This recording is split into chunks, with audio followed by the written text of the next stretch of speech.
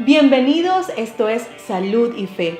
Comenzamos esta edición con una historia de vida impactante, marcada por episodios negativos, los cuales condujeron a Alberto Jiménez a relacionarse o refugiarse con personas y tomar caminos equivocados. Pero hoy nos dice cuál es ese pilar fundamental que lo mantiene en pie. Comenzamos.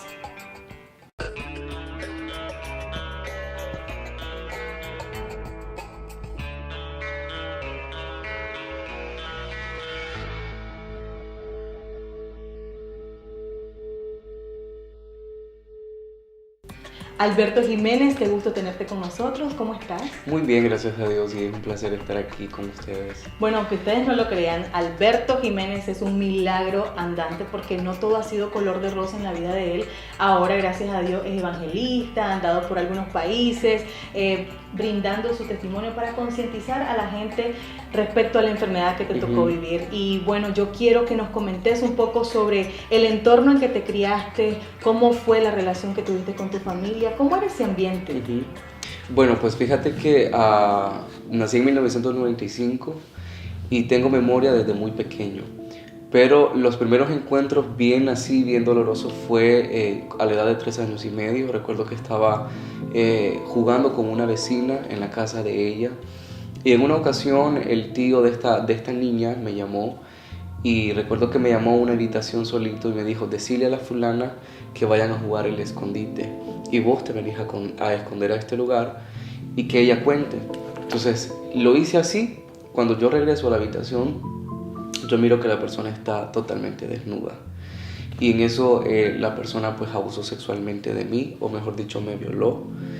Eso fue el primer abuso. Cuando regresé a mi casa, yo me acuerdo que antes de salir de aquella casa, él me dijo: esto fue un juego, no le digas a nadie, porque si se dan cuenta, te van a pegar a vos. Entonces recuerdo de que llegué a mi casa y después de la alegría como niño que uno tiene, recuerdo que mi sonrisa se apagó y vivía ocultando, tratando de que nadie se diera cuenta de aquel episodio. Bajaba la mirada, estaba mi mamá. Y recuerdo que en ese entonces mi mamá tenía problemas de alcoholismo. Ella estaba empezando a tomar muchísimo, salía mucho a fiestas, y en una ocasión, a la edad de 6 años y medio, ella me deja cuidando con una persona, varón, y recuerdo que en aquel momento me tocó dormir con esta persona, y en la madrugada yo voy sintiendo las manos de esa persona sobre mis piernas. Y recuerdo que de repente esta persona me comienza a besar y me dijo: solo vamos a jugar. Lo primero cuando me dijo vamos a jugar fue se me vino inmediatamente el primer episodio que yo había vivido acerca de abuso sexual. Me comencé a poner nervioso y me recuerdo que otra vez más estaba siendo violado por esta persona. En ese transcurso mi mamá casi se entera. Hubo un episodio muy violento cuando mi mamá se enteró. Y bueno, pasó siempre ella misma. Ella estaba siempre metida en el alcoholismo. De hecho, pues mi mamá practicaba el lesbianismo. Y a veces me tocaba en las madrugadas escuchar ruidos que estaban teniendo intimidad sexual. Vi en muchas ocasiones a mi mamá tener relaciones sexuales con mujeres, en otras ocasiones con varones. Entonces fueron cosas que me marcaron mucho, porque yo no entendía, sentía una impotencia cada vez que miraba a mi mamá en aquel tipo de situaciones. Y recuerdo que en una de esas otras ocasiones, ya cuando tenía 7 años, ella igual se fue a una fiesta y me dejó cuidando con una persona que no sabía que esta persona tenía problemas de drogadicción. Y en una ocasión me acuerdo que estábamos solitos en mi casa en aquel momento, y yo me acuerdo de que esta persona saca un puro de marihuana, comienza a fumar, y yo me senté en la cama y yo comencé a observar al hombre cómo envolvía piedras de crack y marihuana. Va absorbiendo todo eso todito. negativo. Entonces recuerdo que aquel hombre comenzó a fumar, y en un lapso de tiempo recuerdo que el hombre me llamó, me cargó en sus piernas y me dijo: vamos a hacer un juego. Y inmediatamente la palabra. El mismo famoso juego. Entonces recuerdo que otra vez estaba siendo abusado sexualmente, ya por una persona que era drogadicta, y obviamente nadie se había enterado, nadie se había dado cuenta. Alberto, discúlpame que te interrumpa, pero a veces nosotros creemos que los enemigos están afuera. Sí, sí, sí, claro. De hecho, era un vecino al otro lado jugando con una niña. De hecho, personas de confianza con las que mi mamá me dejó. Y a veces pensamos que esta gente está fuera y está muy cerca de los niños, robándole la inocencia. Y eso fue lo que pasó conmigo. ¿Y se hizo justicia? No, no se hizo justicia. No se hizo justicia porque no quería que nadie se diera cuenta del famoso juego. Porque sentía que todo iba a venir en contra de mí. Les voy a decir algo, la pedofilia no tiene cura. Creo que solo un milagro puede sanar la pedofilia, pero es uno de los delitos más aberrantes que existen en el mundo. El problema es cuando no se denuncian. Entonces, en este caso que quedó impune, este hombre pudo haber seguido o sigue, porque llegan a viejo y no se les quite esa maña. Entonces, esta persona puede seguir cometiendo ese tipo de delitos, ¿no? A su propia gente, a su propia familia, niños, niñas, no sabemos, aún hasta sus propios hijos, si capaz. Esta etapa tan difícil que ha tenido desde niño, no solamente él, sino que tu hermano Moisés también, que tuvo que irse de la casa a los 13 años. ¿Qué niño debe de irse de la casa, señores? ¿Cómo fue ese momento? Él se había encontrado con unas personas y estas personas lo recibieron. Obviamente él se fue por todo el ambiente que se vivía, las fiestas, todo lo que se vivía. Entonces, de repente, pues, cuando él se va, yo sentí, porque en él yo viraba como un héroe, sentía una manera de refugiarme. Cuando él se va, yo sentí que mi vida igual se estaba acabando. Decía, y ahora quedo solo, ¿cómo voy a hacer con mamá? Cuando él se va, mi mamá comienza a entrar en una depresión porque se fue y comienza más la violencia, incrementaba más la violencia. Había algo que yo detestaba y es que llegaban personas a buscar a mi mamá para tomar, estaban en la madrugada y cuando ya se iban, a quien iba a despertar era a mí. Me pellizcaba, me levantaba para que yo estuviera escuchando todas las depresiones, frustraciones, los lloros. A veces teníamos que andar en bares, lidiando un niño con una alcohólica, ver pleitos en las calles, tratar de ver que hombres se le acercaban para tratar de tener relaciones íntimas con ella, andarla cuidando de todo eso. Entonces me tocó. No disfruté mi niñez, por decirlo así, para nada. Y entonces entré en una etapa donde yo decía, y una vez me vi en el espejo, y yo dije, ¿para qué naciste?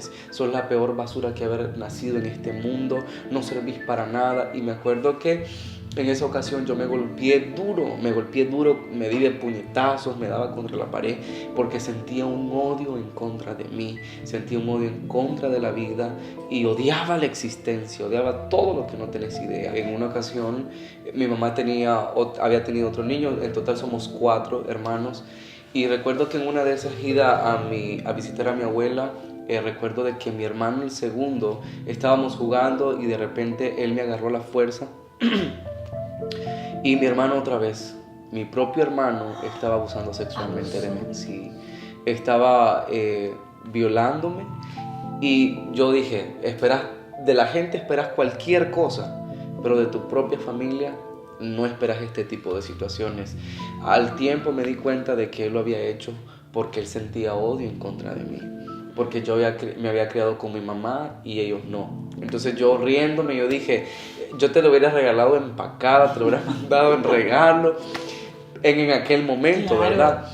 Entonces ellos no entendían esto y recuerdo que después de eso, pues mi vida muy caótica, depresiones, ansiedades, desde muy niño, ansiedades, el hecho de que mi mamá salía y yo decía, ya viene tomada, ya sé lo que me espera, las desveladas, los golpes, los maltratos, ver los bonches que armaba, porque a veces llegaba, tiraba las cosas, televisores los quebraba, sacaba espejos a la calle. Y el problema de la ansiedad, cuando ya estás en esa etapa, entras en esas crisis y todo lo que te digan las personas te lo crees. Te lo crees. Todo lo negativo te lo crees. Y sobre todo también en esta etapa de la primaria, cuando estuve en la primaria, mi dentadura era podrida, o sea, tenía dientes podridos y los niños eran bien crueles conmigo. A veces tenía que pasar por la calle y a veces los hijos de una de las personas que fue pareja de mi mamá, que era mujer, los hijos de esta persona a veces vivían enfrente del colegio.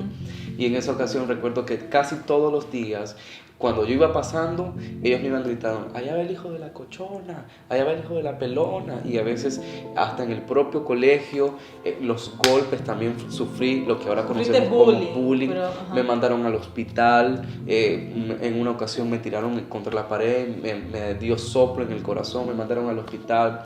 Nadie se quería juntar conmigo porque tenía los dientes podridos y ellos decían, no se junte porque eso se pasa. Ay, Dios. Entonces, pero dijiste algo, todo lo que la gente te dice, te lo crees.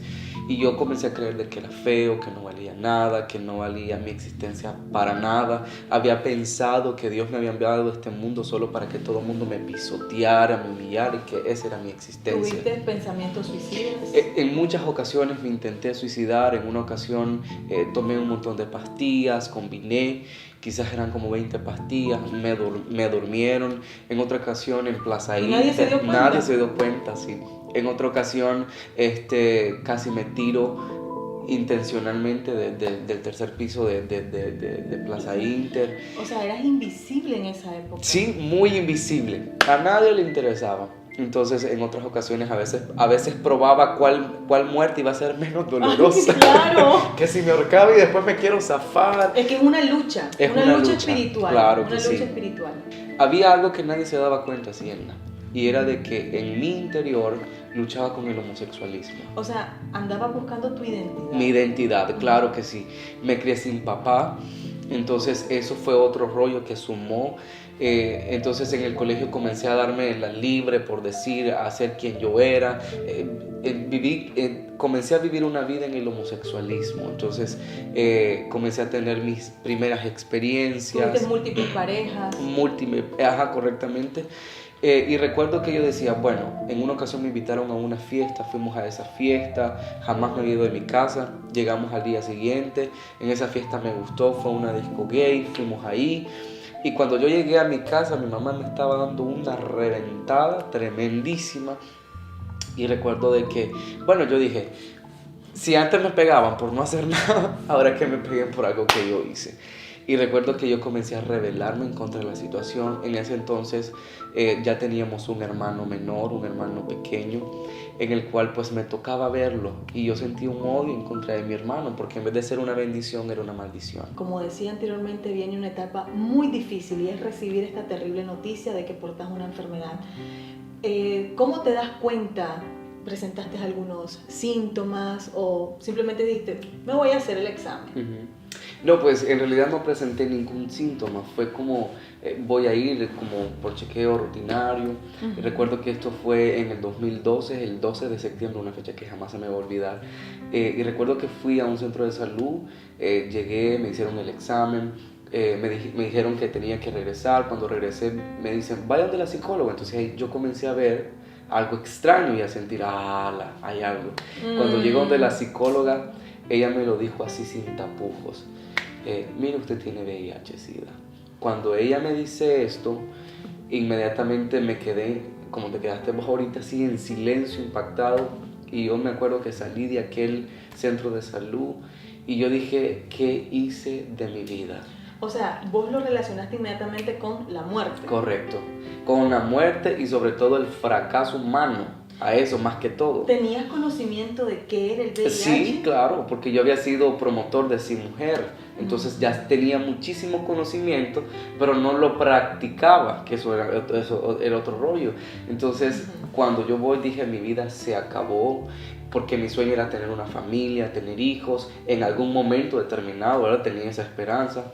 Para mí hay 3 etapas en el VIH-Sida que cada persona vive cuando se entera que tiene VIH. Primero es la etapa de la depresión, te sumergís, vienen muchos pensamientos e incluso vienen pensamientos suicidas, muchas ansiedades, frustraciones, te sentís acabado, humanamente te sentís acabado.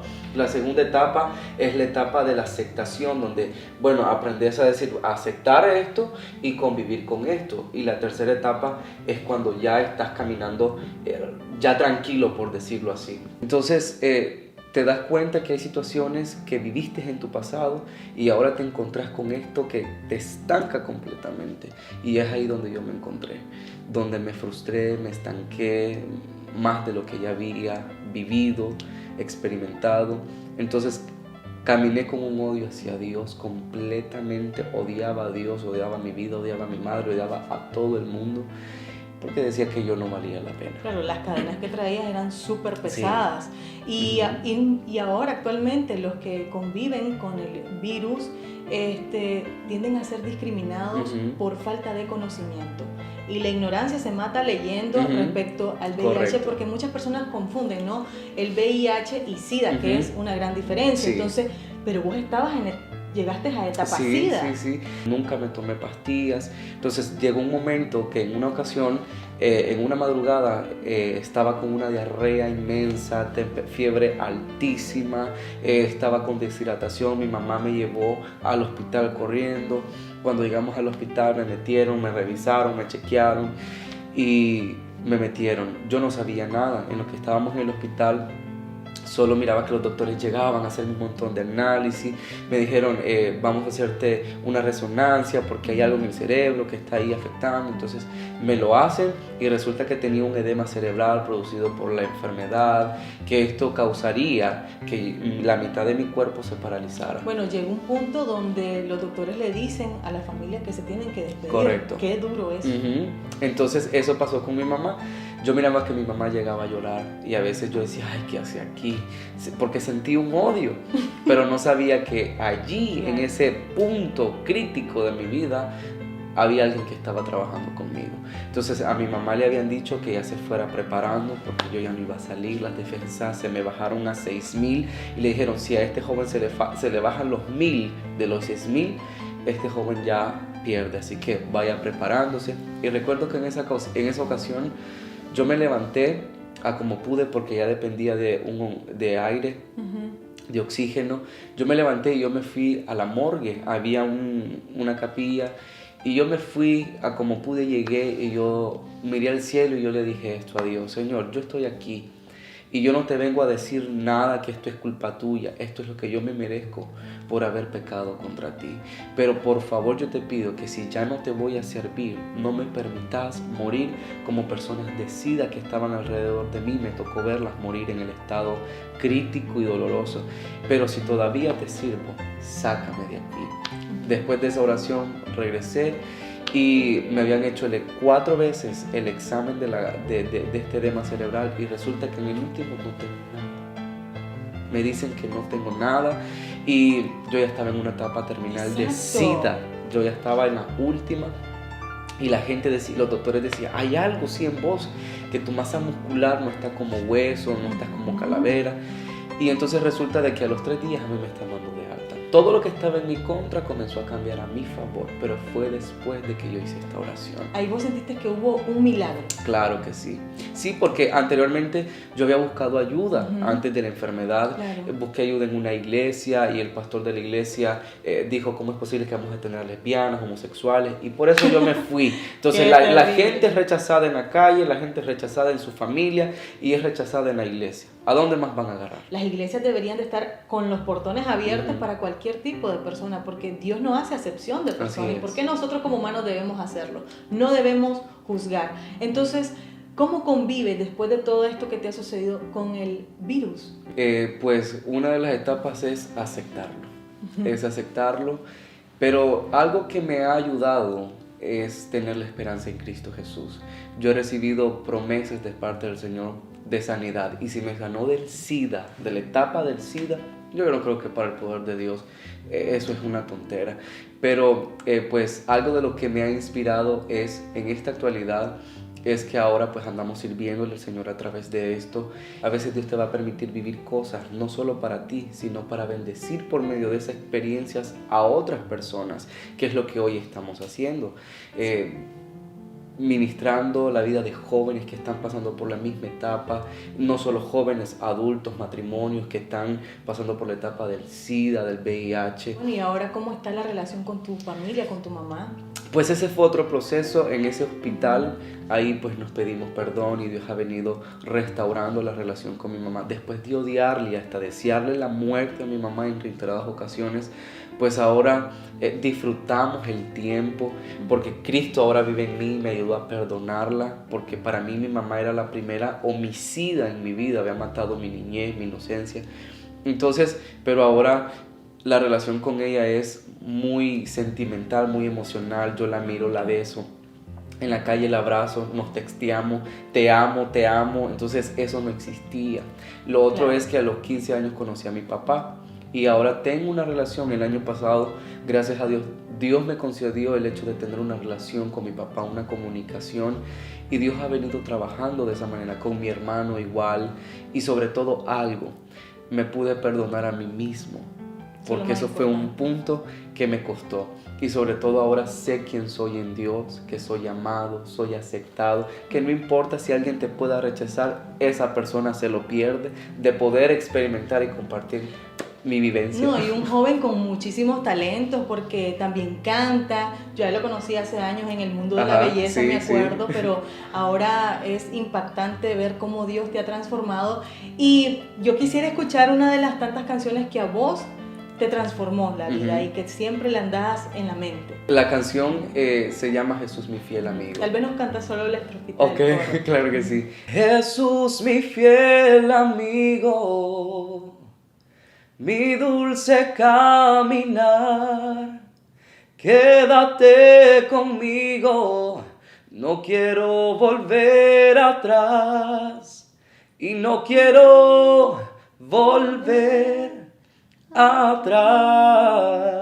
La verdad, esa es una canción que te llena, que te da esperanza. Y para darles esperanza necesito que cerremos este programa con un mensaje final. Yo no sé qué es lo que tú has estado atravesando. Quizás tu historia no se parezca a la mía, o quizás sí se parezca. Pero el motivo de esto es para que tú te inspires a que hay alguien que te ama, que te acepta sin condiciones y está con los brazos abiertos. Esa persona se llama Jesús. Ese Jesús, el que yo te estoy presentando, es aquel que se metió en el lodo donde nadie quiso meterse por mi vida. Él fue el único que se metió, no le importó si mis ropas estaban sucias. Él se metió, me abrazó, me limpió y me lavó para hoy poder compartir no solamente en este lugar, sino también en las naciones y decir de que Él, cualquier árbol que no está enderezado, Él lo puede enderezar, que no hay pecado que Dios no pueda perdonar ni situación que Él no pueda arreglar en tu vida. Y yo quiero decirte que lo que estás viviendo no es en vano, hay esperanza y Él te ama. Excelentes palabras, Alberto, y los frutos se están viendo. Pronto vas a estar en México brindando una prédica al respecto. Así es, vamos a estar ahí, nos están invitando a poder compartir de lo que el Señor ha hecho, esto mismo, y sé de que va a ser de mucha bendición. Ya nos han invitado también en El Salvador, Guatemala, hemos estado compartiendo y Dios está abriendo puertas. Y bueno, y si ustedes quieren invitarlo a su ministerio para que él comparta su testimonio, perfecto, nosotros vamos a dejar el teléfono de él en pantalla. Claro que sí. Gracias, Alberto, y te felicito por esa fortaleza que se te nota realmente y por inspirar a los demás, porque ese es el propósito. Así es. Inspirar. Así es. Muchas gracias, igual. Agradecemos su fiel sintonía y esperamos que este testimonio haya sido de bendición para todos ustedes. Nos vemos en la próxima.